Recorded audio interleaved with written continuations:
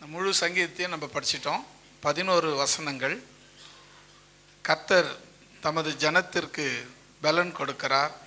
கர்த்தர் தமது ஜனத்திற்கு சமாதானம் அருளி அவர்களை ஆசீர்வதிக்கிறார். உங்களையும் அவர் ஆசீர்வதிப்பாராக. இப்போ நம்ம பார்க்க போகிற வேத வசனம் அப்படின்னு சொன்னால் நீங்கள் உங்களுக்கு எல்லாருக்கும் தெரிஞ்சிருக்கும்னு நினைக்கிறேன்.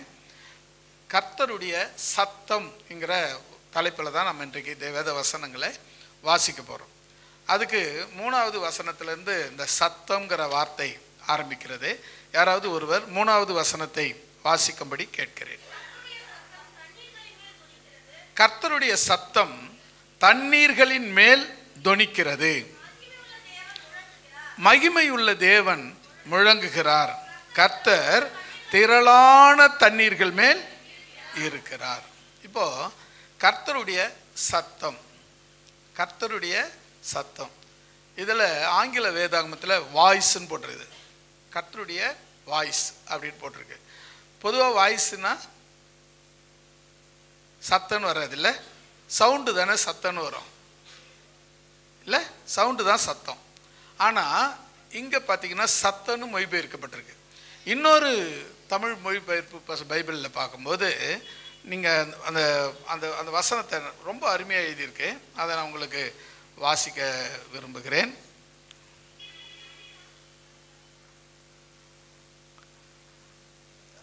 அதுக்கு அந்த பைபிளுடைய அந்த புஸ்தகத்தினுடைய திருவெளிப்பாடு 29ஆம் அதிகாரம் அந்த முதல் வசனத்திலே அவங்க எப்படி எழுதியிருக்காங்க பாருங்கள். நம்ம முதல் வசனத்தை நீங்கள் எடுத்துக்கோங்க. நான் இந்த முதல் வசனத்தை நான் படிக்கிறேன்.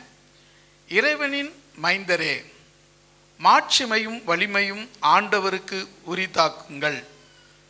ஆம், ஆண்டவருக்கே உரித்தாக்குங்கள். அதில் நீங்கள் பார்த்தீங்கன்னா பலவான்களின் புத்திரரே, இங்கே இறைவனின் மைந்தரே. நீங்கள் பலவான்களின் புத்தரே. அப்போ அந்த பலவான் யாருன்னா ஆண்டவராகிய இயேசுவே. இப்போ இங்கே பார்த்தீங்கன்னா அந்த வார்த்தை சில மொழிபெயர்ப்பில் அப்படி நமக்கு புரியாத அளவுக்கு சில மொழிபெயர்ப்புகள் இருக்கும். அதை நம்ம சரியாக புரிஞ்சு படிக்கும்பொழுது அதற்குரிய முழு அர்த்தத்தை நம்ம புரிஞ்சு கொள்ள முடியும். இப்போ நம்ம 3வது வசனத்தை பாருங்களேன். போதும். இப்போ நான் படிக்கிறேன் பாருங்க. ஆண்டவரின் குரல் கடல் மேல் ஒலிக்கிறது. மாட்சிமிகு இறைவன் முழங்குகிறார். ஆண்டவர் நிற்துளிகளின் மேல் வீற்றிருக்கிறார். இப்போ நீங்க படிங்க.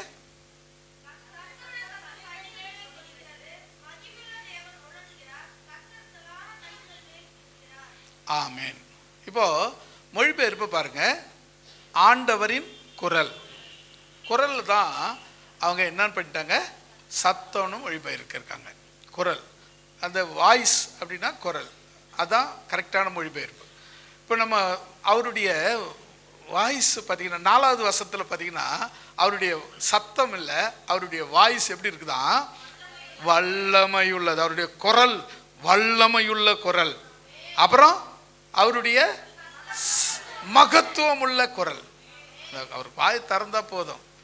அதுதான் ஒரு பக்த அழகா சொன்னார்.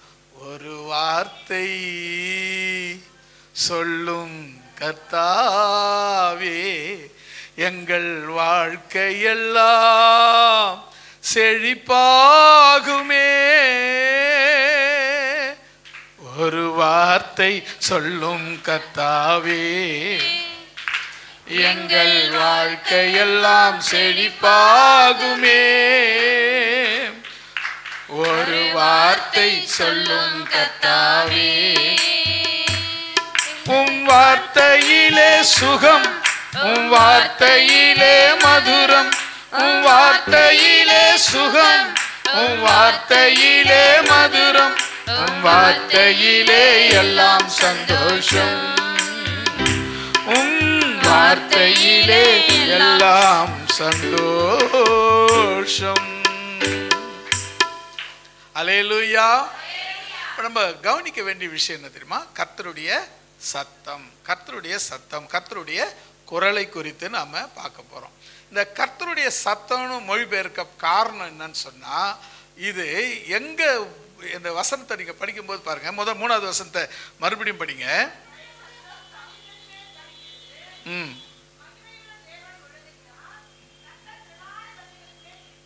இதை என்னத்துக்கு இந்த இடத்துல இப்படி மொழிபெயர்த்திருக்கிறாங்க அப்படின்னு சொன்னா, ரொம்ப முக்கியமான விஷயம். அந்த கர்த்தருடைய குரல் அந்த சத்தம் இடி முழக்கத்துக்கு இணையாக இங்க ஒப்பிடப்படுகிறது.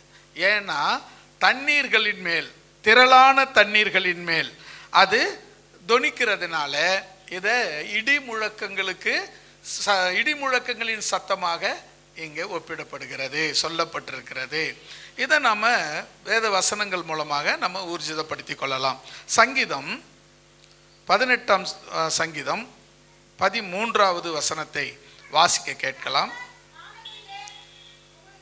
கர்த்தர் வானங்களிலே குமுறினார், உன்னதமானவர் தமது சத்தத்தை தொனிக்க பண்ணினார், கல் மழையும் நெருப்பு தழலும் விழுந்தது. இப்போ அந்த வார்த்தையை கவனிங்க. இந்த சத்தத்தை ஏன், அந்த சத்தங்கிற வார்த்தையை இங்க எதுக்காக இந்த இடத்துல இப்படி மொழிபெயர்க்கப்பட்டது? சத்தம்னு குரல் தானே சொல்லணும், சத்தம்னு ஏன் மொழிபெயர்க்கப்பட்டதுன்னா, மொழிபெயர்ப்பில் தப்பில்லை.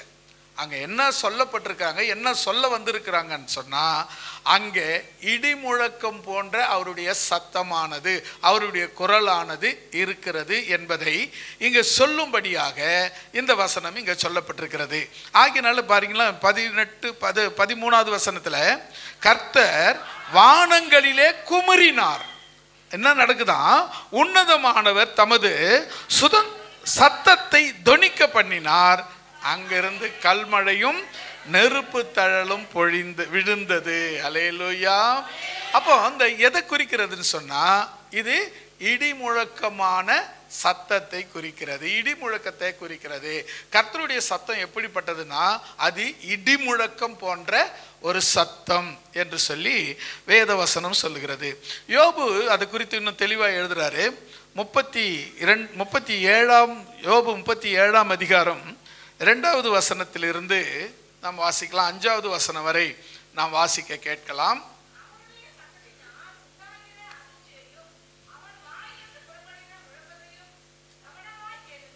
கவனிங்க, இந்த வசனத்தை மறுபடி படிங்க. அவருடைய சத்தத்தினால் உண்டாகிற அதிர்ச்சியையும் அவர் வாயிலிருந்து புறப்படுகிற முழக்கத்தையும் கவனமாய் கேளுங்கள். இந்த பிரசங்கத்தை கூட நீங்க கவனமா கேட்கணும். ஏன்னா ஏதோ என்னத்துக்கு இன்னைக்கு என்னமோ சத்தம்ன்றாங்க, வேட்டுக்கிறாங்க, வெடின்றாங்க, என்ன சொல்றாங்கன்னு புரியலையே அப்படின்னு இருக்கும். ஆனா அதை நீங்க கவனமா கேட்டாதான் அது உங்களுக்கு பிரயோஜனமாய் இருக்கும். 3வது வசனம் வாங்க. அவர் வானத்தின் கீழெங்கும் அந்த தொனியையும் பூமியின் கடையாந்தரங்கள் மேல் அதன் மின்னலையும் செல்ல விடுகிறார். அல்லேலூயா சொல்லமா. இந்த இடி முழக்கத்தையும் மின்னலையும் எங்க விடுறாரு பாருங்க? வானத்தின் கீழெங்கும். அப்புறம் பாருங்க, அந்த தொனியையும் பூமியின் கடையாந்தரங்கள் மேல் அதன் மின்னலையும் செல்ல விடுகிறார். அவர் தான் அனுப்பி வைக்கிறாராம். 4வது வசனம் பாருங்க. அதற்கு பின்பு அவர் சத்தமாய் முழங்கி தம்முடைய மகத்துவத்தின் சத்தத்தை முழங்க பண்ணுகிறார். அவருடைய சத்தம் கேட்கப்படும் பொழுது அந்த சத்தத்தை உலகத்தில் யாராலையும் எவராலையும் தவிர்க்க முடியாத சத்தம் அந்த சத்தம். இடியை யாராவது என்கிட்ட இதுக்கப்புறம் இடிக்கவே இடிக்காத சொல்லிடுவீங்களா? மின்னலை எனக்கு ரொம்ப உன்னை பார்த்தா பிடிக்கல, கண்ணெல்லாம் கூசு, இனிமே மின்னல் வராத சொல்ல முடியுமா? தவிர்க்க முடியுமா? தவிர்க்கவே முடியாது. அது நம்மள யோபுவே அன்னைக்கே அதை அறிஞ்சு எழுதியிருக்காரு. மறுபடியும் அந்த 4வது வசனத்தை வாசிங்க. அதற்கு பின்பு அவர் சத்தமாய் முழங்கி தன்னுடைய மகத்துவத்தின் சத்தத்தை குமர பண்ணுகிறார். அவருடைய சத்தம் கேட்கப்படும் போது, ஆமென் அல்லேலூயா, அவர் சத்தத்தை ஒருத்தராலையும் தவிர்க்க முடியாது. அப்புறம் பாருங்க 5வது வசனம் சொல்லுது, தேவன் தம்முடைய சத்தத்தை ஆச்சரியமான விதமாய் முழங்க பண்ணுகிறார். நான் கிரகிக்க கூடாத பெரிய காரியங்களை அவர் செய்கிறார். அல்லேலூயா. இந்த சத்தத்தை குறித்து என்ன தெளிவா அவர் சொல்றாரு பாருங்க. அது ரொம்ப முக்கியமானது. அது இப்போ இந்த வசனம்லாம் ஆதாரம் பார்த்தீங்கன்னா உங்களுக்கே தெரியும். அது சத்தம் எதை குறித்து சொல்லப்பட்டிருக்கிறது? எதை குறித்து சொல்லப்பட்டிருக்கு? அவருடைய சத்தம் இடி முழக்கங்களுக்கு சமமாய் இருக்கிறது. அதனால இங்க என்னன்னு மொழிபெயர்த்திருக்காங்க? சத்தம்னு மொழிபெயர்த்திருக்காங்க. இந்த இடத்துல கர்த்தருடைய சத்தம்னு மொழிபெயர்க்க காரணம் என்ன? கர்த்தருடைய சத்தம் இடி முழக்கம் போன்றது. அதனால இந்த இடத்துல அந்த வார்த்தை கர்த்தருடைய சத்தம் என்று மொழிபெயர்க்கப்பட்டுள்ளது. அல்லேலூயா. இப்போ இந்த கர்த்தருடைய சத்தம் பார்த்தீங்கன்னா நம்ம ரொம்ப அவசியமாக நம்ம தெரிஞ்சிக்க வேண்டிய இன்னொரு வசனத்தை கூட நாம் வாசிக்கும் பொழுது 2 பேதுரு 3ஆம் அதிகாரம் 2வது வசனத்திலிருந்து நாம் வாசிக்கலாம். 2 பேதுரு 3ஆம் அதிகாரம் 2வது வசனத்திலிருந்து. பரிசுத்த தீர்க்கதரிசிகளால் முன் சொல்லப்பட்ட வார்த்தைகளையும் இரட்சகராய் இருக்கிற கர்த்தருடைய அப்போஸ்தலனாய் இருக்கிற எங்களுடைய கட்டளைகளையும் நீங்கள் நினைவு கூறும்படி இந்த நிருபங்களினால் உங்கள் உண்மையான மனதை நினைவுபடுத்தி எழுதுகிறேன். நீங்கள் கவனமாக கவனிக்கணும். உங்களுக்கு இது ஒரு நினைப்பூட்டுதலான செய்தி தான். உங்களை இதுவரையிலும் உங்களுக்கு நீங்கள் தெரிந்திருந்த விஷயத்தை இன்னைக்கு நான் உங்களுக்கு மறுபடியும் நினைப்பூட்டுகிறேன், அதாவது ஞாபகப்படுத்துகிறேன் என்று தான் இந்த வார்த்தை சொல்லுகிறது. அடுத்தது கவனிங்க. 3வது வசனம். முதலாவது நீங்கள் அறிய வேண்டியது என்னவெனில் கடைசி நாட்களில் பரியாசக்காரர் வந்து தங்களுடைய சுய இச்சையின்படி நடந்து. கவனிக்கணும். ஒவ்வொரு வசனத்தையும் நிறுத்தி படிக்கலாம். முதலாவது நீங்க அறிய வேண்டியது என்னன்னு சொன்னா கடைசி நாட்கள். இந்த உலகத்தினுடைய ஆண்டவருடைய வருகை கடைசி நாட்கள் அப்படின்னு ஒரு நாள் இருக்கு இல்லையா? எது கடைசி நாள்னு சொல்றீங்க? வருகை. எந்த வருகை? அவரு முதல்ல வந்து குழந்தையா வந்தாரு, அந்த வருகையை சொல்றீங்களா? 2வது வந்து ரகசியமா வரப்போறாரு, அந்த வருகையை சொல்றீங்களா? 3வது அவர் மணவாளனா வரப்போறாரு, அந்த வருகையை சொல்றீங்களா? 2ஆம் வருகை தான் சொல்றீங்க, எந்த சந்தேகமும் இல்லை. ஆமா, அந்த 2ஆம் வருகையை பற்றி தான் இங்க வேதம் தெளிவாய் சொல்லுகிறது. கவனிங்க. நீங்கள் அறிய வேண்டியது என்னவெனில் கடைசி நாட்களில் பரியாசக்காரர் வந்து தங்கள் சுய இச்சையின்படி நடந்து கொள்ளுவாங்க. நடந்து என்ன செய்வாங்களாம்? அவர் வருவார்னு சொன்னாரு. சொல்லிய வாக்குதத்தம் எங்கே? பிதாக்கள் நித்திரை அடைந்த பின்பு சகலமும் சிருஷ்டிக்க தோற்றம் முதல் இருக்கிற விதமாய் இருக்கிறதே என்று சொல்லுவார்கள். என்ன பண்ணுவாங்களாம்? அவங்க முதல்ல அவங்க இச்சையின்படி நடப்பாங்க. முதல்ல அந்த பரியாசக்காரர் வருவாங்க, அவங்க தன் இச்சையின்படி அவங்க இஷ்டப்படி நடப்பாங்க. அதான் இஷ்டைனா அவங்க இஷ்டப்படி நடப்பாங்க. அப்புறம் என்ன சொல்லுவாங்கன்னா, என்னப்பா வராருன்னு சொல்லிக்கினே ஏமாத்திக்கின்னு இருக்கிறீங்க, இந்த கிறிஸ்தவங்களுக்கு வேற வேலையே கிடையாதுப்பா, வராருன்னு ஏமாத்திக்கினுங்கிறானுங்கப்பா அப்படின்னு சொல்லி அவங்க சொல்லுவாங்கன்னு இவங்க சொல்றாரு. பைபிளில் ஏற்கனவே சொல்லி வச்சிருக்கு, இப்படி வந்து சொல்லுவானுங்க. அவங்களாம் பேர் பரியாசக்காரன். அவன் பேர் தான் பரியாசக்காரன், வேற யாரும் கிடையாது. அவன் பேர் தான் பரியாசக்காரன். ஏன்னு சொன்னா ஒரு முறை வேதத்தில் சொல்லி இருக்குதுன்னு சொன்னா எந்த காரணத்தை கொண்டும் யாருக்காகவும் அது மாற்றப்படுவதே கிடையாது. அவர் எழுதினதே அது நிச்சயம் நடக்கும். அந்த வருகைக்காக நாம் எல்லோரும் காத்திருக்கிறோம். ஆமாம் தானே? அந்த வருகைக்காக நம்ம காத்திருக்கிறோம். அவர் வருவார்னு சொல்றாங்களே, அது எங்கப்பா அப்படியே இருக்குது? எல்லாரும் செத்து போனாங்க, சொன்னவங்க கூட செத்து போனாங்க, இன்னும் அப்படியே தானே இருக்கு, எதுவும் நடக்கலையே அப்படின்னு சொல்லுவாங்க. 5வது வசனத்துக்கு வாங்க. பூர்வத்தில் தேவனுடைய வார்த்தையினாலே வானங்களும் ஜலத்திலிருந்து தோன்றி ஜலத்தினாலே நிலை கொண்டிருக்கிற பூமியும் உண்டாயின என்பதையும் அப்பொழுது இருந்த உலகம் ஜலப்பிரளயத்தினால் அழிக்கப்பட்டதையும் மனதார அறியாமல் இருக்கிறார்கள். அல்லேலூயா. நீங்க முதல்ல பாருங்க, ஏற்கனவே ஒரு உலகம் அழிக்கப்பட்டாச்சு. இப்ப இருக்கிறது இரண்டாவது உலகம். அந்த உலகம் எப்படி அழிக்கப்பட்டது? ஜலத்தினால், தண்ணீரினால். நீர்னால் கரெக்டு தான், தண்ணீர் சொன்னதான் கரெக்டு. ஜலங்கிறது வடமொழி வார்த்தை, தண்ணீர்ன்றது நம்ம மொழி. தண்ணீரினால், ஜலத்தினால், நீரினால் அழிக்கப்பட்டது. அப்போ எப்படி வந்தது அப்படின்னு சொன்னால், அந்த காலம் நோவா காலம். நோவா காலத்தில் 40 நாள் மழை, இரவும் பகலும் மழை பெய்தது. பூமியின் ஊற்றுகள் திறக்கப்பட்டது. ஏறக்குறைய 150 நாள் வெள்ளப்பெருக்கு ஏற்பட்டது. ஏறக்குறைய இந்த வெள்ளம் வடிகிறதுக்கு 1 வருஷம் ஆச்சு. 365 நாள் ஆனது. தண்ணீர் வடிகிறதுக்கு 1 வருஷம் ஆச்சு. தண்ணி புறப்பட்டு மழை பெஞ்சு தண்ணீர் உருவாகி அரராத் மலைக்கு மேலே 22 முழம் 25 முழம் உயரம் தண்ணி. உலகத்திலே உயர்ந்த மலை அரரத் மலை. அரரத் மலைக்கு மேலே 22 அடி 25 அடி உயரம் தண்ணி மேலே போய், அதனால் என்னாச்சுன்னா அவங்க நோவா செய்த பேழை அரரத் மலை மேலே போய் தங்கினது என்று சொல்லி நம்ம வேதத்தில் வாசிக்கிறோம். அப்போது அரரத் மலை மேலே நோவா செய்த பேழை அரரத் மலை மேலே தங்கிச்சு.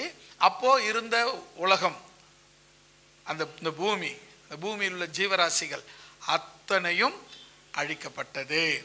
அப்போது அதுக்கப்புறம் அந்த 1 வருஷம் பொறுத்து முதல்ல காக்கா விட்டு பார்த்தாரு.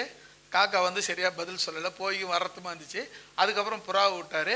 அது வந்து ஒரு ஒலிவ மரத்து இலையை கிள்ளிக்கிட்டு வந்துச்சு. அப்போ தண்ணீர் வடிஞ்சதுன்னு அவர் ஊர்ஜிதமாகி அப்புறம் பேழையை திறந்து வந்து அங்கங்கே குடியேறி எத்தனை பேர் ஞாபகம் வரலையே? எத்தனை பேரா இருக்கும்? 8 பேராம். இப்போதான் யோசித்து மகா நடத்திக்கிறாங்க. சொல்லிட்டு முடிவுக்கு வந்துடுவாங்க. எப்படியும் 8 பேர் தானா? அப்போ ஒத்துக்கிறேன் நான். ஒருத்தர் 2 பேர் சொன்னால் ஒத்துக்க, ஒரே இடத்துல சொன்னால் ஒத்துக்க மாட்டேன் நான். 8 பேர். அப்படி நோவா மனைவி, நோவாவின் 3 பிள்ளைகள், நோவாவின் 3 மருமகள், மொத்தம் 8 பேர். 8 பேர் மட்டும்தான் தப்பிச்சாங்க. நம்ம ஆளுக்கு என்ன பண்ணாங்க தெரியுமா? ஒரு அப்பாவும் பொண்ணும் சுரக்கொடைகளை தப்பிச்சாங்களா. ஒரு பெரிய ஜலப்பிரளயம், ஒரு பெரிய வெள்ளம் வந்துச்சான். உலகமே தண்ணியில் அழிஞ்சுதான். அப்போ ஒரு சொரக்குடுக்க வந்துச்சான். அந்த சொரக்குடிக்கில் ஒரு அப்பாவும் பொண்ணும் தப்பிச்சு பொழைச்சிட்டாங்களாம். அவங்களால தான் அந்த உலகம் உண்டாச்சுன்னு சொல்லி கதை சொல்லுவாங்க. ஆனால் அது அல்ல, அது கதை தான், நிஜமல்ல. நிஜம் என்னன்னு சொன்னால், ஒரு பேழை செய்யப்பட்டது. அதில் மனுஷர்கள் 8 பேர் இருந்தாங்க. மிருக ஜீவன்கள், உலகத்தில் உள்ள சகல மிருக ஜீவன்களிலும் ஜோடியாக இருந்தது. பரிசுத்தம் உள்ளது மட்டும் 7 ஜோடி இருந்தது. 7 ஜோடி இருந்தது. அல்லேலூயா. அப்போ மீதி எல்லாம் என்ன பண்ணுச்சு? சங்காரமாக அழிக்கப்பட்டது. அதுக்கப்புறம் இவங்க வந்தாங்க, இந்த மிருக ஜீவன்கள்லாம் வந்துச்சு, எல்லாம் உற்பத்தி ஆகி எல்லாம் இப்போ இருக்கிற எல்லாரும் இருக்கிறாங்க. இப்போ இந்த உலகத்தை வந்து தேவன் ஜலத்துக்கு வச்சில்லை. எதுக்கு வச்சிருக்காரு? எதனால் அழிக்கிறதுக்கு வச்சிருக்காரு? அக்கினிக்காக வச்சிருக்கிறார். 6வது வசனத்துக்கு வரலாமா?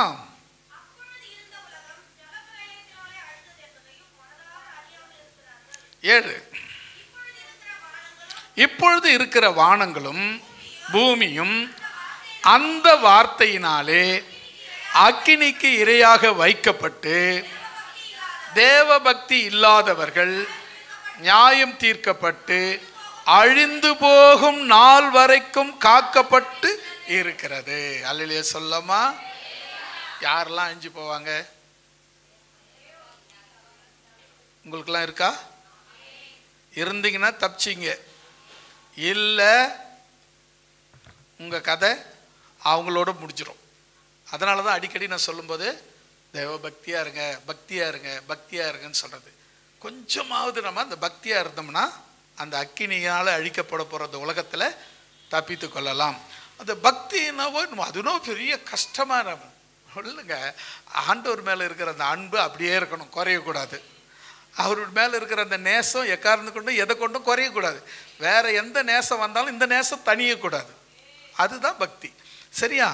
இன்னொரு வசனம் வாசிக்கலாம். 8வது வசனம்.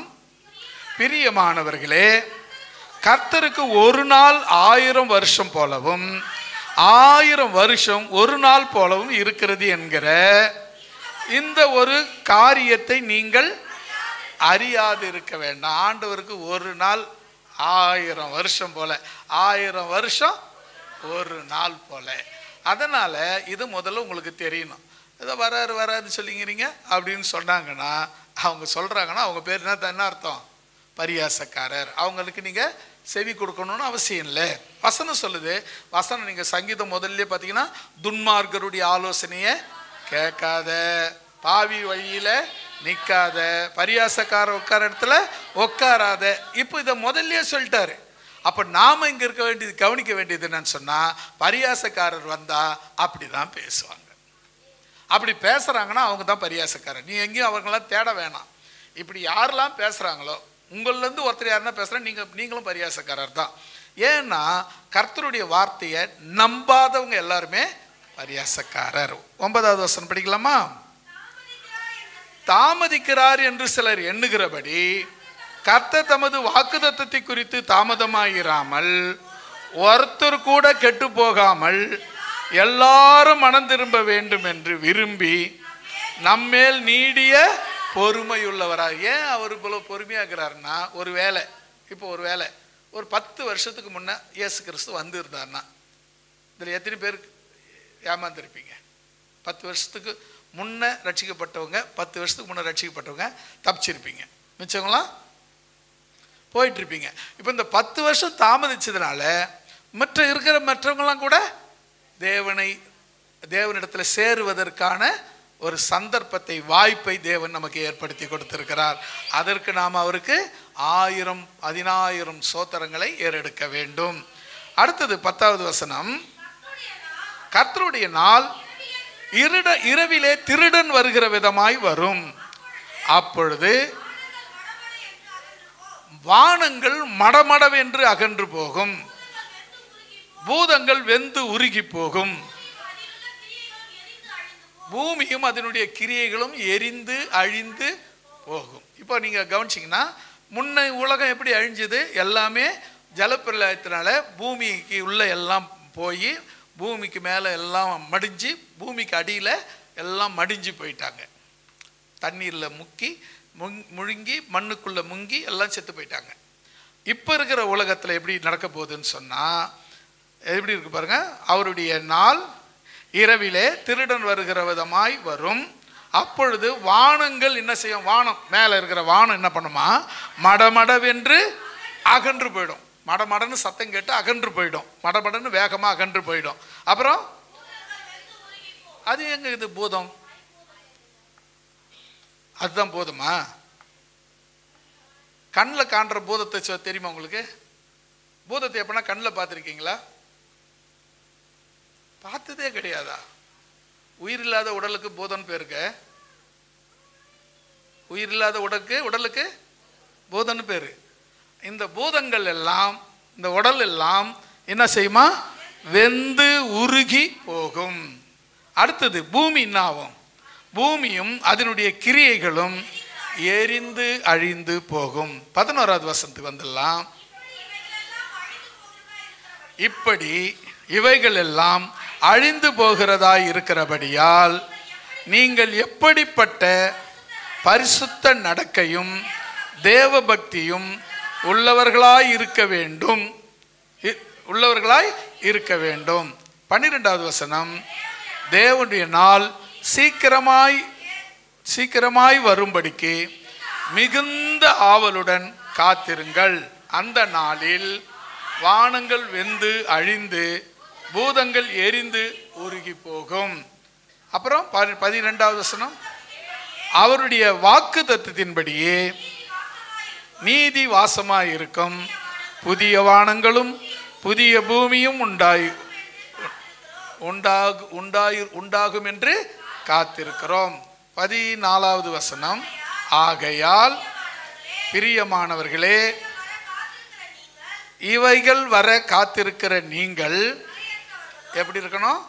கரையற்றவர்களும் பிழை இல்லாதவர்களுமாய் சமாதானத்தோடு அவர் சந்நிதியில் காணப்படும்படி ரொம்ப ஜாக்கிரதையாக இருங்க. அல்லேலூயா. ஆண்டவர் வருகிற அவருடைய சத்தம், அவருடைய வருகிற நாள் சீக்கிரமாக இருக்கிறது. அவருடைய சத்தம் அங்கே மழையை பொழிய பண்ணினது போல, அதை இவர் சொல்லும்போது சொன்னார்ல, சங்கீதக்காரன் 18:13 வசனத்தில் சொன்னார்ல ஒரு வார்த்தை, ஞாபகம் இருக்கா? சங்கீதம்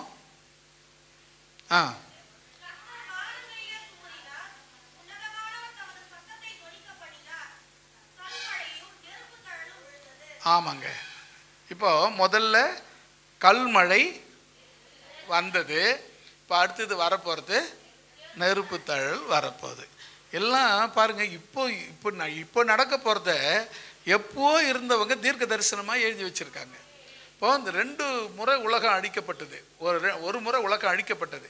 இயேசு கிறிஸ்து ஒரு முறை வந்துட்டார், இன்னொரு முறை வரப்போகிறாரு, அதுக்கு 3வது முறை வரப்போகிறாரு. மொத்தம் 3 வருகை. அவர் குழந்தையாக வந்துட்டார்.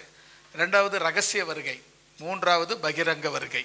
இந்த 3 வருகை, அதே போல் 3 வானம், 3 பூமி. அதாவது முதல் இருந்த வானம் பூமி ஜலத்தினால் அழிக்கப்பட்டது. 2வது இப்போ இருக்கிற வானமும் பூமியும் அக்கினியினால் அழிக்கப்படும். 3வது ஒரு வானம் பூமி உண்டாகும். இப்போ இந்த கடைசியில் படிச்சோம் இல்லை, 2 பேதுரு 3ஆம் அதிகாரம் 8வது வசனம் படிங்க.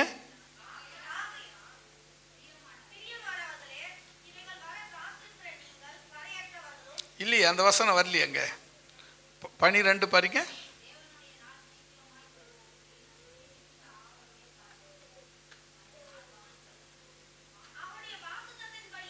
அந்த வார்த்தை, அந்த வசனம் 12 தானே? 13 படிங்க. பாருங்க, அவருடைய வாக்கு தத்தத்தின்படியே நீதி வாசமாயிருக்கும் புதிய வானங்களும் புதிய பூமியும் உண்டாகும் என்று காத்திருக்கிறோம். அல்லேலூயா. இப்போ நம்ம 2வது வானம் பூமியில் இருக்கிறோம். 3வது வானம் பூமியில் நாம் இருப்போன்னு நம்புறவங்க மட்டும் ஒரு அழிலே சொல்லுங்க. எப்படிங்க இவ்வளோ நம்பிக்கையாக சொல்கிறீங்க? நம்பிக்கை இருக்கிறதுனால தான் சொல்கிறீங்க. கேட்ட உடனே கேள்வி கேட்டால் பதில் சொல்லணும். என்ன காரணம் தெரியுமா? அவருடைய வருகையை எதிர்பார்த்திருக்கிற உங்களுக்கு இது கர்த்தர் வைத்திருக்கிறார். அல்லேலூயா. நாம் புதிய வானம் புதிய புதிய ஏற்பாட்டில் வெளிப்படுத்தின விசேஷத்தில் 22வது அதிகாரத்தில் படிக்க வேணாம். 22வது அதிகாரத்தில் புதிய வானம் புதிய பூமி காணப்பட்டது. அங்கே பளிங்கு நதி போன்ற ஒரு நதி இருந்தது. அதன் ஓரங்களிலே 12 விதமான கனி கொடுக்கிற மரங்கள் இருந்தது. அதன் இலைகள் ஆரோக்கியம் அடைவதற்கு அது கனிகள் உணவுக்கும் கொடுக்கப்பட்டிருக்கிறது. அதில் மரணம் இல்லை, அங்கே மரணமே இல்லை அப்படின்னு நம்ம வாசிக்கிறோம். இப்போ வாசிக்க வேணாம், அதுக்கு நேரம் இல்லை. அதை நீங்கள் பொறுமையாக வீட்டில் போய் வாசிக்க, இப்போ அதுக்குனுடைய காரியங்களை நம்ம கவனிக்கலாம். அடுத்தது நாம் தெரிந்து கொள்ள வேண்டிய விஷயம் சங்கீதம் 29ஆம் அதிகாரம் 3வது வசனத்தை திரும்ப வாசிக்கலாம். கர்த்தருடைய சத்தம். இப்போ நம்ம இந்த இடத்துல சத்தங்கிற வார்த்தை இடிமுழக்கம், இடிமுழக்கத்தை குறிக்கிறது. அல்லேலூயா. கர்த்தருடைய சத்தம் என்ன, எதை குறிக்கிறது? ஆமாம், அதை அந்த இன்னொரு மொழிபெயர்ப்பில் சொல்லப்பட்டிருக்கிறது, அதை குரல் அப்படின்னு எழுதியிருக்கு. குரலை அதில் இடிமுழக்கத்தில், அந்த குரலில் இடிமுழக்கத்தை சொன்னால் அதுக்கு செட் ஆகாது. சில மொழிபெயர்ப்புகள் நமக்கு இப்படி இருக்கும். ஆனால் நம்ம அன்றாடம் யூஸ் பண்ணுற பைபிளில் பார்த்தீங்கன்னா அதில் சத்தம்னு மொழிபெயர்த்திருக்கு. சத்தம்னு ஏன் மொழிபெயர்த்திருக்காங்கன்னா அதை இடிமுழக்கத்தை குறிக்கிறதுனால அந்த வார்த்தையை சத்தம் என்று மொழிபெயர்த்திருக்கிறாங்க. அல்லேலூயா. இப்போ 4வது வசனத்துக்கு வாங்க.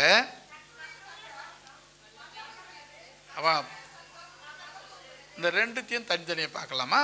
முதல்ல கர்த்தருடைய சத்தம் எவ்வளவு வல்லமை இருக்கும், அளவிடவே முடியாது. ஒரு மின்னலை போல, அதை விட அதிகமாக, ஒரு இடியை போல, அதை விட அதிகமாக வல்லமை உடைய சத்தம். ஆண்டருடைய சத்தத்தை நீங்கள் என்ன பண்ண முடியாதுன்னா ஒரு குறுகிய ஒரு கைக்குள்ளே ஒரு வட்டத்துக்குள்ளே ஒரு அளவுக்குள்ளே நீங்கள் அளவிட முடியாது. அவர் கிருபையை நீங்கள் அளவிட முடியாது. அவர் வல்லமையும் உங்களால் அளவிட முடியாது. அது அளவுக்கு அடங்காத வல்லமை பொருந்தியனது. அல்லேலூயா. அப்போ பாருங்க, கர்த்தருடைய சத்தம் எப்படிப்பட்டது? வல்லமை உள்ளது. அடுத்தது சொல்ற ரெண்டாவது, அதிலே அந்த 4வது வசனத்திலே கர்த்தருடைய சத்தம் மகத்துவமானது, மகத்துவத்தை செய்யக்கூடியது. அந்த கர்த்தருடைய சத்தம் வரும்பொழுது, அதாவது இடி முழக்கங்கள் உண்டாகும் பொழுது வல்லமை உண்டாகிறது, ஒரு சக்தி பூமியில் வானத்தில் உண்டாகிறது. அதுபோல மகத்துவங்கள் உண்டாகிறது. என்ன மகத்துவம் அப்படின்னா, மழையை பூமிக்கு அனுப்புகிறது. பூமி ஏன் மழை வேணும் அப்படின்னு சொன்னா, இந்த 11வது வசனத்துல நீங்க படிச்சீங்கன்னா உங்களுக்கு அது தெரியும். என்ன சொல்றாரு 11வது வசனத்துல? பாருங்க, ஜனத்துக்கு பலன் கொடுக்கணும்னா பூமி செழிப்பா இருக்கணும். பூமி செழிப்பா இருக்கணும்னா வானம் மழையை கொடுக்கணும். வானம் மழையை கொடுக்கணும்னா தேவன் இடியை உண்டாக்கணும். இடி உண்டாக்கி, அந்த இடி மழை மின்னலை உண்டாக்கி, அந்த இடி மின்னல் மூலமாக மழை உண்டாகி, மழை பூமிக்கு வந்து மனுஷனுக்கு அது பலனை கொடுக்கிறது. அது மட்டும் இல்லை, என்ன செய்து பாருங்க,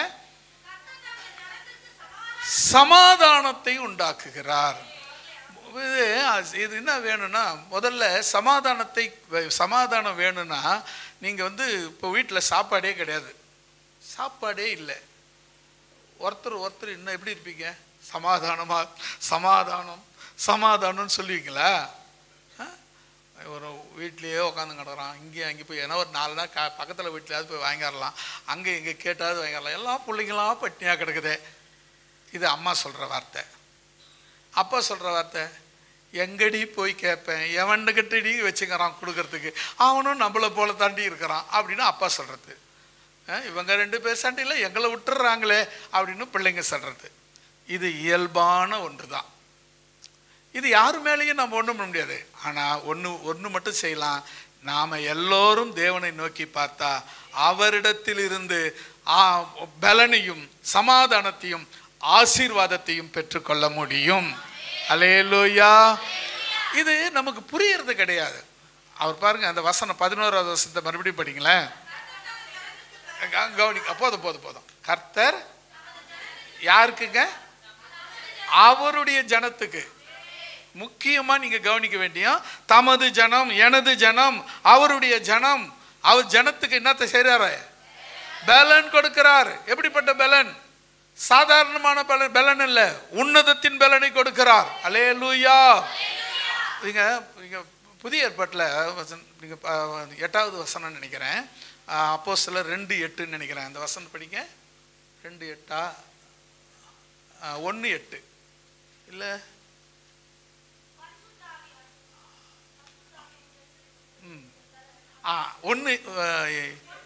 1:8 அதான் குழப்பிட்டேன்.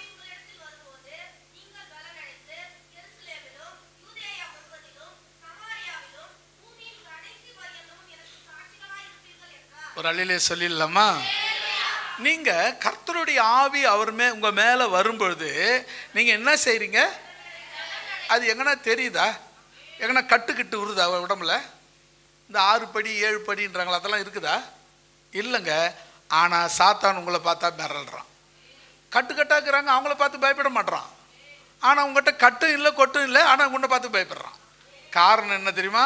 அது கர்த்தருடைய பலன் உனக்குள்ள இருக்கிறது. கர்த்தருடைய பலன் மேல இருக்கிறதுனால சாத்தானுக்கு தெரியுது, இது கர்த்தருடைய பலன், மாமிசத்தினால் ஏற்பட்ட பலன் அல்ல. நாம கட்டு உண்டாக்குறது, எக்ஸசைஸ் பண்றது, அதெல்லாம் வேணான்னு நான் சொல்ல மாட்டேன்.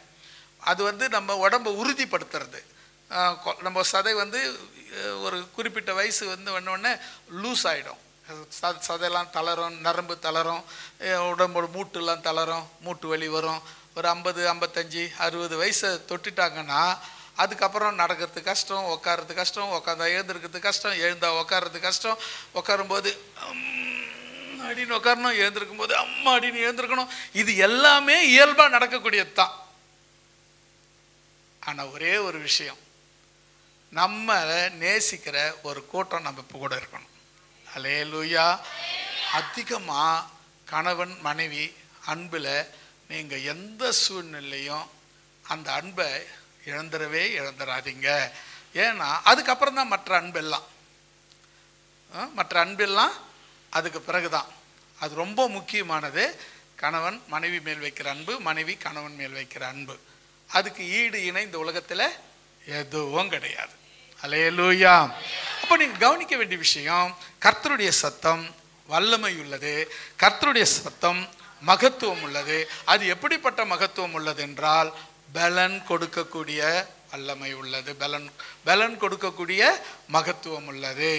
அது மாத்திரமல்ல, சமாதானத்தை கொடுக்கக்கூடிய மகத்துவம் உள்ளது. பார்த்தீங்கன்னா எல்லாருக்கும் வீட்டிலங்க அரிசி இருக்கும், பருப்பு இருக்கும், காசு இருக்கும், பணம் இருக்கும், நகை இருக்கும், தங்கம் இருக்கும், வெள்ளி இருக்கும், எல்லாம் இருக்கும். ஆனால் சமாதானம் மட்டும் இருக்காது. இயேசு வந்தார்னா போதுங்க, உங்கள் வீட்டில் சமாதானம் உண்டாகும். சமாதானம் வேணும்னு சொன்னால் நீங்கள் பணத்தின் மூலமாகவோ வேறு எது மூலமாகவோ வாங்க முடியாது. நிம்மதி இல்லைங்க, அதனால் நான் டாஸ்மார்க்கு போகிறேன்னு சொல்கிறவங்கள கேட்டிருக்கிறோம்.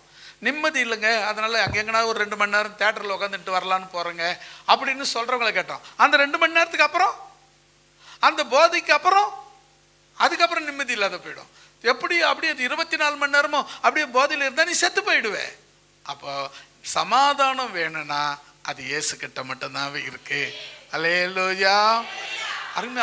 ஒரு பக்தன் அழகா பண்ண, சந்தோஷமாயிருங்க, எப்பொழுதும் சந்தோஷமாயிருங்க, நீங்க சந்தோஷமாயிருங்க, எப்பொழுதும் சந்தோஷமாயிருங்க, உயர்வானாலும் தாழ்வானாலும், உயர்வானாலும் தாழ்வானாலும் சர்வவல்ல தேவன் நம்மோடே இருக்கிறார். சர்வவல்ல தேவன் நம்மோடே இருக்கிறார். சந்தோஷமாயிருங்க, எப்போதும் சந்தோஷமாயிருங்க. ஆமென். சந்தோஷமாயிருங்க, எப்போதும் சந்தோஷமாயிருங்க. அல்லேலூயா. சந்தோஷம் சமாதானம் வேணும்னா நீங்கள் உங்கள் வீட்டில் இயேசுவை கூப்பிட்டு உட்கார வச்சுருங்க. இயேசு உங்கள் வீட்டில் இருந்தாருன்னா உங்கள் சமாதானத்தை கெடுக்கிறதுக்கு எவனாலையும் முடியாது. எப்போ பார்த்தாலும் கணவன் மனைவிக்குள்ளே எரிபுரினே இருக்கிறாங்க. அவனை பார்த்தாவே எனக்கு எரியுதுங்க, அவளை பார்த்தாவே எனக்கு கொமட்டுதுங்க அப்படின்னு சொல்கிறாங்கன்னா அங்கே தேவன் இல்லை, பிசாசு இருக்கிறான்னு அர்த்தம். அவரை பார்த்தாவே எனக்கு அப்படியே மனசெல்லாம் எரியுதுங்க, அவரை பார்க்கும் போதே எரியுதுங்க, அவளை பிடிக்கவே மாட்டேங்குதுங்க எனக்கு அப்படின்னு வீட்டுக்காரர் சொன்னாலும் சரி, மனைவி அவரை பார்த்தாவே எனக்கு எரியுதுன்னு சொன்னாலும் சரி, அந்த வீட்டில் இயேசு இல்லை, பிசாசு இருக்கிறான். அவன் தான் இப்படி பண்ணுவான். சமாதானத்தை கெடுக்கிறவன் அவன் மட்டும்தான். ஏன்னா உங்களுக்கு முக்கியமாக தேவன் உங்களுக்கு முக்கியமாக கொடுத்தது என்ன தெரியுமா? சமாதானம். முதல்ல பலன் கொடுக்குறாருங்க, 2வது சமாதானம் கொடுக்குறாருங்க, 3வது தாங்க ஆசீர்வாதம் கொடுக்குறாரு. இது முதல்ல இந்த ஆசீர்வாதம் கொடுத்துட்டு சமாதானம் இல்லைன்னா என்ன பண்ணுவீங்க? அதை வச்சு என்ன பண்ண முடியும்? சமாதானத்தை கொடுத்து தான் உனக்கு ஆசீர்வாதத்தையே கொடுப்பாரு. அதனால முதல்ல நீங்கள் என்ன பண்ணுங்க, வீட்டில் ஒருத்தருக்கு ஒருத்தர் சமாதானம் இல்லை, கணவன் மனைவியை புரிஞ்சிக்கல, மனைவி கணவனை புரிஞ்சிக்கல, பிள்ளைங்க அப்பா அம்மாவை புரிஞ்சிக்கல, அப்பா அம்மா பிள்ளைங்களை புரிஞ்சிக்க முடியல அப்படின்னு சொன்னால், ஏதோ ஒரு மாறாட்டம் வருதுன்னு சொன்னால், தயவுசெய்து நீங்கள் யாரை போய் பார்க்கலாம், எந்த மந்திரவாதி பார்க்கலாம், எந்த ஜோசிக்காரனை பார்க்கலாம், ஏதோ வீட்டில் நேரம் சரியில்லை, நேரத்தை அவன்லாம் நேரத்தை கணக்கிறதுக்கு அவனுக்கு யாருக்கும் அதிகாரத்தை கொடுத்தது? நீங்கள் நேரம் செய்ய வேண்டியது என்ன தெரியுமா?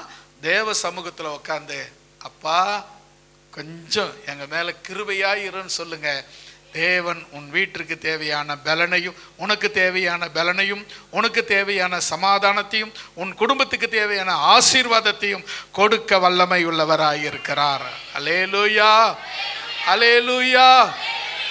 அதை விட்டுட்டு நாம் எங்கெங்கேயோ தேடுறோம். சமாதானத்தை எங்கே கிடைக்குமா, அங்கே கிடைக்குமா, யார்கிட்ட கிடைக்கும் அப்படின்னு சமாதானம் தேடுறோம். ஒன்று மட்டும் நல்லா தெரிஞ்சுங்க, கணவன் மனைவி ஒருத்தர் ஒருத்தர் அன்பில் கொஞ்சம் கூட, கொஞ்சம் லேசாக கொஞ்சம் வந்துச்சுன்னா கூட நீங்கள் யோசிக்க வேண்டியது, எங்களுக்கு யாரோ விரோதமாக எழும்புகிறாங்க, எங்களை யாரோ நாங்கள் நல்லா இருக்கக்கூடாதுன்னு சூனி வைக்கிறாங்க, மந்திரம் வைக்கிறாங்க அப்படின்னு நினைக்காதீங்க.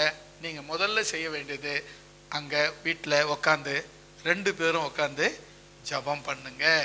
அந்த சமாதானத்தை கெடுக்கிற சாத்தான் உங்களை விட்டு உங்கள் வீட்டை விட்டு ஓடி போயிடுவான்.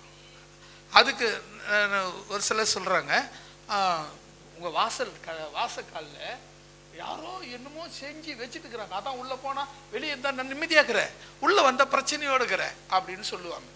நான் சொல்லட்டுமா, ஏசு இருக்கிற வீட்டில் பிசாசுக்கோ சூனியத்துக்கோ மந்திரத்துக்கோ வேற எந்திரத்துக்கோ வேலை இல்லை. அல்லேலூயா. ஏசு இருக்கிற வீட்டில் வேற யாருக்கும் வேலை இல்லை. ஏசு இருக்கிற வீட்டில் பிசாசுக்கு வேலை இல்லை. அவன் அங்கே வரக்கூட முடியாது. அல்லேலூயா.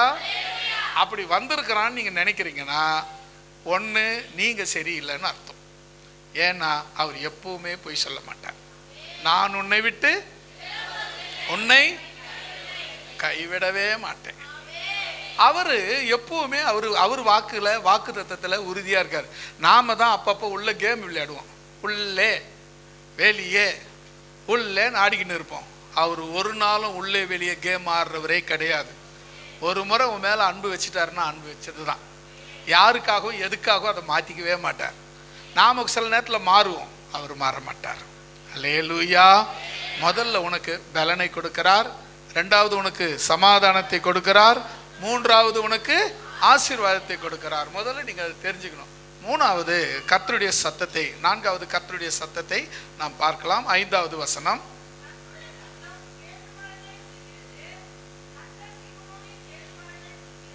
அடுத்தது பார்த்தீங்கன்னா, கேதுரு மரங்களை முறிக்கக்கூடிய வல்லமை அவருடைய சத்தத்துக்கு இருக்கிறது.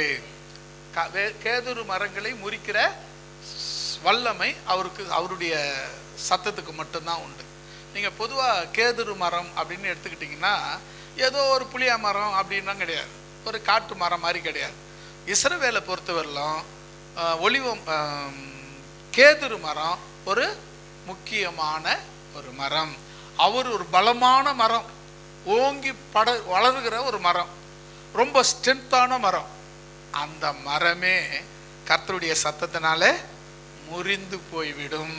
அவ்வளோ பலமுள்ள ஒரு மரமே முறிந்து போகும். அவ்வளவு வல்லமை கர்த்தருடைய சத்தத்தில் உள்ளது. அல்லேலூயா. லீபனோனில் உள்ள கேதுரு மரங்களை முறிக்கக்கூடிய வல்லமையுடைய சத்தம் என் ஆண்டவர் இயேசு கிறிஸ்துவின் சத்தமாயிருக்கிறது.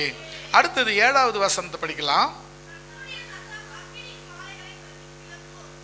பாருங்களேன், அக்கினி ஜுவாலையை ஏதாவது பிளக்க முடியுமா?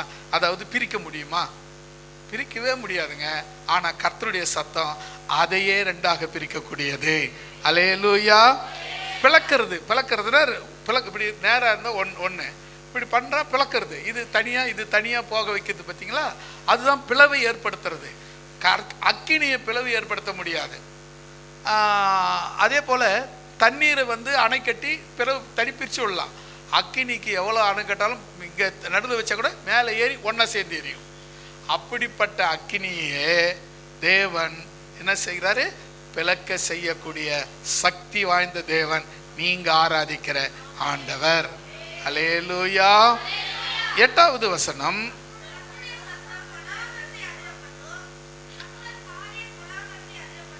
அடுத்தது பாருங்க, கர்த்தருடைய சத்தம் வனாந்தரத்தை அதிர பண்ணுகிற சத்தமா இருக்கிறது. அதுவும் குறிப்பா காதேஸ் வனாந்தரத்தை அவர் அதிர பண்ணுவார். அப்புறம் கவனிக்க வேண்டிய விஷயம், வனாந்தரங்களை அதிர பண்ணுகிற சத்தம் நம்முடைய கர்த்தருடைய சத்தமா இருக்கிறது. வனாந்தரம் பார்த்தீங்கன்னா வாழ்க்கையில் வனாந்தரம் ரொம்ப முக்கியமான இடம். வாழ்க்கையில் வெறுமை ஏற்படுத்து பற்றியா? வெறுமை, தனிமை, சோர்வு. என்ன சம்பாதிச்சும் வீட்டில் ஒன்றும் கிடையாது. நிறைய வருதுங்க சம்பாத்தியம், ஆனால் வீட்டில் ஒன்றுமே கிடையாது. ஒரு வாரம் தாங்கல, 2வது வாரம் பார்த்தா வெறுமையாக இருக்குது வீடு, தொடச்சி பெருக்கின மாதிரி இருக்கு வீடு. அது பேர் தான் வனாந்தரம். உன்னுடைய வாழ்க்கையில் இருக்கிற வனாந்தரத்தை தேவன் அதிர பண்ணுவார். அல்லேலூயா. இப்படி சொல்லாமா? வனாந்தரத்தை உன் வீட்டில் இருந்து வறுமையை, பிரிமையை, தனிமையை, சோர்வை எடுத்து போடுவார். அல்லேலூயா. ரொம்ப மோசம் அந்த வனாந்தரங்கிற வாழ்க்கையில். வனாந்தரன்றது ரொம்ப மோசம். எப்படின்னு சொன்னால், ஒரு பார்த்தீங்கன்னா ஒரு மனுஷனுக்கு காசு இல்லாத கூட இருந்துருவான். ஆனால் அந்த தனிமைங்கிறது பாருங்களேன், அது ரொம்ப கொடுமை. எல்லாம் இருக்கிறாங்க ஆனால் தனிமையாக இருக்கிறார். எல்லா உறவும் இருக்கிறாங்க, எல்லாம் சொந்தக்காரர் இருக்காங்க ஆனால் அவர் தனிமையாக இருக்கிறார். எல்லாம் பிள்ளைங்க இருக்கிறாங்க ஆனால் தனிமையாக இருக்கிறார். எல்லாம் இருக்கிறாங்க ஆனால் அவர் தனிமைங்க அப்படின்னு சொல்கிற அந்த வனாந்தரமான வாழ்க்கை ரொம்ப எவ்வளவு மோசமானதோ அந்த மோசமான வனாந்தரத்தை தேவன் அதிர பண்ணுகிறார். அல்லேலூயா. இந்த வனாந்தரமான வாழ்க்கை பாருங்களேன், சம்பாதிக்கிறீங்க, வீட்டுக்கு கொண்டாடுறீங்க, ஒன்றுமே இல்லை. சம்பாதிக்க நிறைய சம்பாதிக்கிறீங்க, வீட்டுக்கு எடுத்துறீங்க, ஆனால் வீட்டில் வந்து பார்த்தா ஒன்றுமே காணும். என்ன ஆச்சுன்னா, நீங்கள் சம்பாதிச்சு ஓட்டப்பையில் போட்டுக்கிறீங்க. அது வரும்போதே எங்கேயும் விழுந்துட்டு அது தாங்க உங்கள் வாழ்க்கையில் வனாந்தரம். நிறைய விஷயங்கள் அப்படி இருக்கு. நிறைய விஷயங்கள் வனாந்தரமாக இருக்கு உங்கள் வாழ்க்கையில். இந்த வனாந்தரம் உங்களுக்கு போகணும்னா கர்த்தருடைய சத்தம் உங்கள் மத்தியில் தொனிக்கணும். அப்படி தொனிச்சா என்ன ஆகும் அப்படின்னா, வனாந்தரத்தை, தனிமையை, சோர்வை, வேதனையை, வறுமையை, கஷ்டத்தை தகர்க்க பண்ணுவார். அல்லேலூயா. அதிர பண்ணுவார். குறிப்பாக கர்த்தர் காதேஸ் வனாந்தரத்தை அதிர பண்ணுவார். அல்லேலூயா. இந்த முக்கியமா நீங்க லைஃப்ல பாத்துக்கங்க, சில நேரத்தில் ரொம்ப சோர்ந்துருவீங்க. தனிமை, சோர்வு, வறுமை, வெறுப்பு இதெல்லாம் வரும்போது நீங்க என்ன ஆயிடுவீங்கன்னா, கடவுள் இருக்கிறாரோ இல்லையோ அப்படின்ற மனநிலை கூட வரும். அதெல்லாம் எனக்கு வராதுங்க, வருங்க. அவ்வளவு நெருக்கங்கள், ஒண்ணுமே கிடைக்கல, ஒண்ணுமே கிடைக்கல, ஒரு ஆதரவு இல்லை, ஒருத்தரும் இல்லை, பேச ஆள் இல்லை. நீங்க வனாந்தரத்துல இயேசு வனாந்தரத்துல அந்த மாதிரியான வாழ்க்கை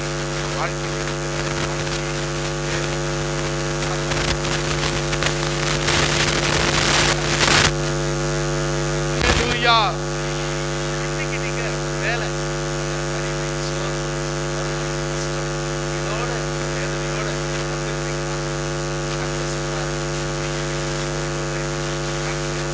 கொடுப்பார், சமாதானம் கொடுப்பார். கர்த்தருடைய ஆசீர்வாதம் கர்த்தருடைய நிச்சயமா செய்வார். கரம் கட்டி சொல்லலாமே. 9வது வசனம்.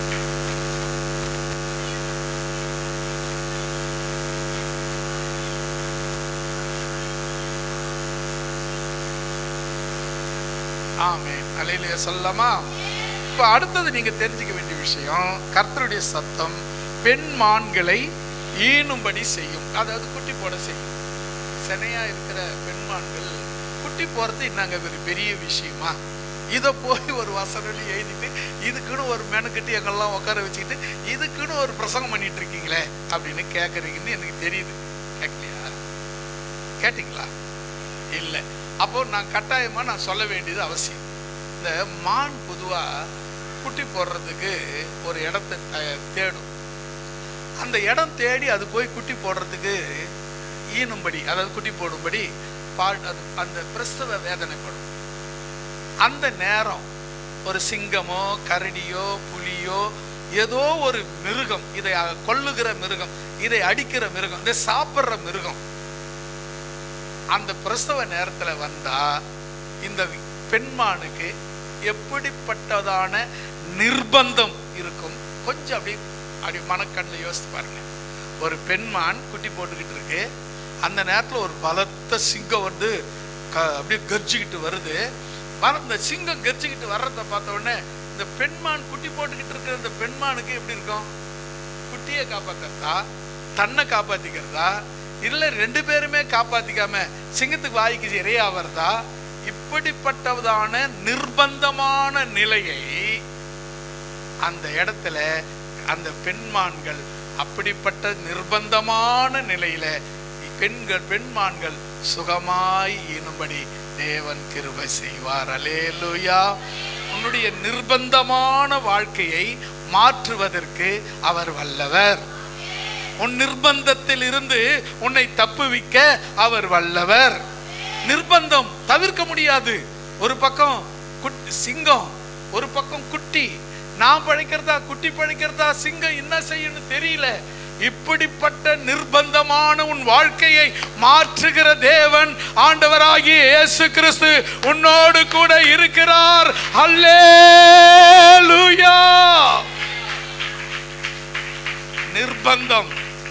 நிர்பந்தம் ஒவ்வொரு நாளும் தவிர்க்க முடியலங்க.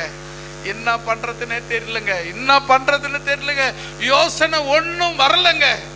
என்ன செய்யலாம்னு புரிய மாட்டேங்குதுங்க. ஒரு யோசனையும் வந்து தொலைக்க மாட்டேங்குதுங்க அப்படின்னு சொல்றீங்களா? நான் சொல்றேன், நிர்பந்தமான நிலையில உன்னோடு கூட இருக்கிற ஒரு தேவன் உண்டு. அவர்தான் ஆண்டவராகிய இயேசு. நிர்பந்தங்களை மாற்றுவார். உன் கண்ணீரை துடைப்பார். உன் பிரச்சனைகள் அறே ஒழிந்து போகும். நிர்பந்தங்களை மாற்றுகிற ஒரு கர்த்தர் உண்டு. அல்லேலூயா. அடுத்ததாக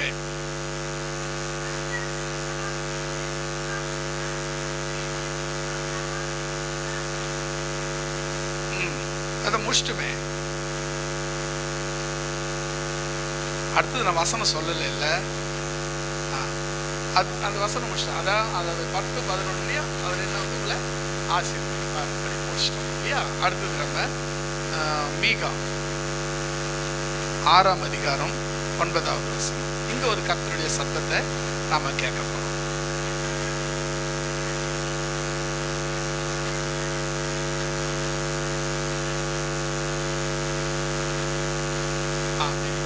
சொல்லுங்க, மறுபடியும் படிங்க. கர்த்தருடைய சத்தம் நகரத்தை நோக்கி கூப்பிடுகிறது. அப்ப அந்த கர்த்தருடைய சத்தம் எங்க நகரத்துக்கு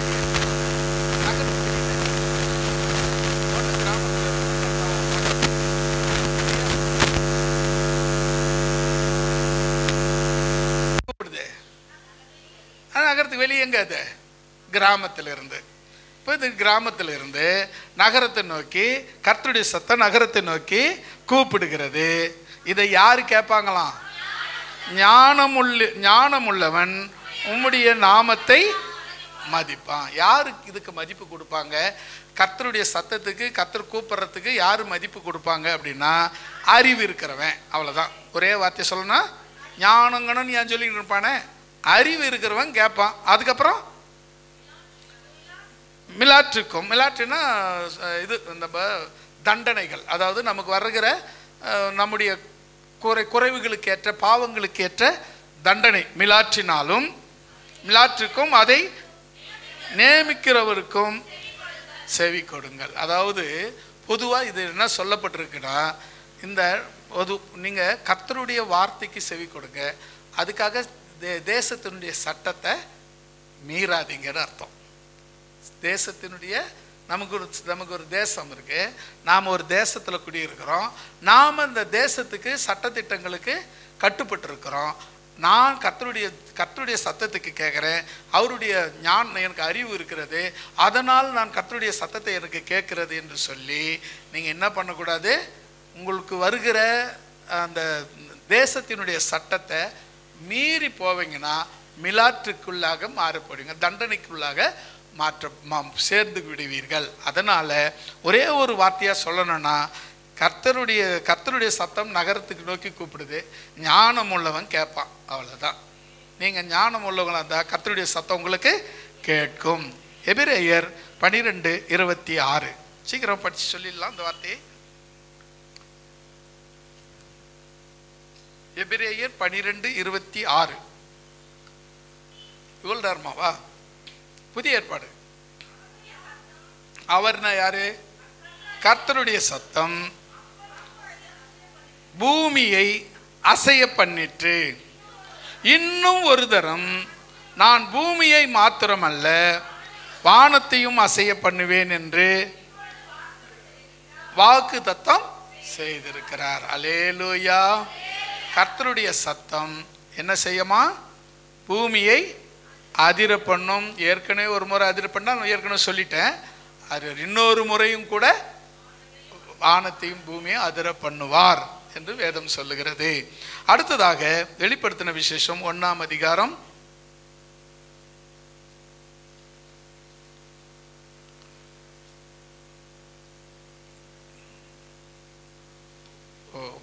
டைம் முடிஞ்சது, இருந்தாலும் இந்த ஒரு வார்த்தையை மட்டும் சொல்லி முடிச்சிடுறேன். வெளிப்படுத்தல் 1:15.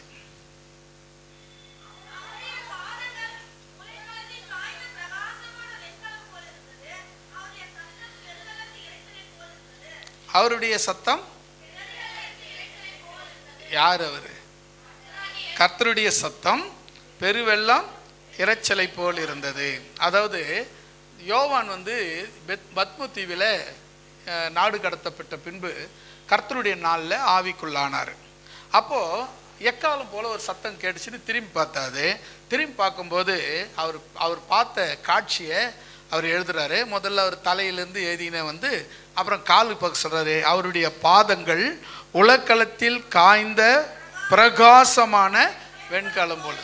அதுக்கு முன் வசனங்களை நீங்கள் பார்த்தீங்கன்னா அவர் தலை, அவர் கண், அவருடைய முகம் அப்படி சொல்லி, அதுக்கப்புறம் பார்த்தீங்கன்னா அவருடைய புயங்கள், அதுக்கப்புறம் அவருடைய கால். நம்ம கடைசியாக பார்க்குறது அவருடைய கால்களை பார்க்குறோம்.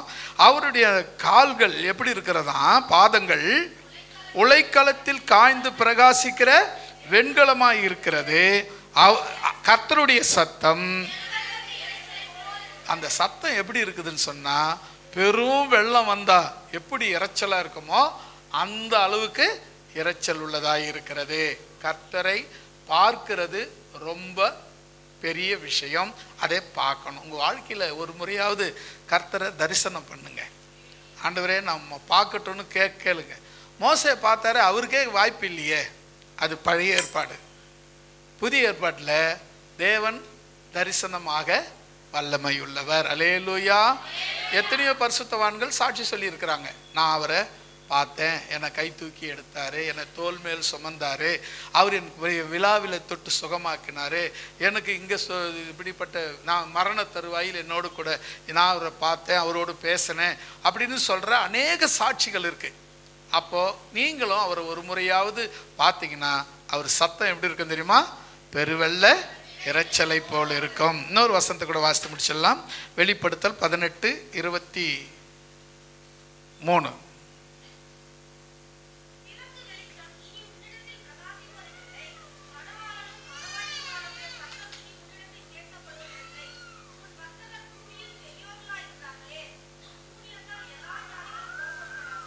இப்போ இது டோட்டலா உங்களுக்கு இல்லாத ஒரு வார்த்தை.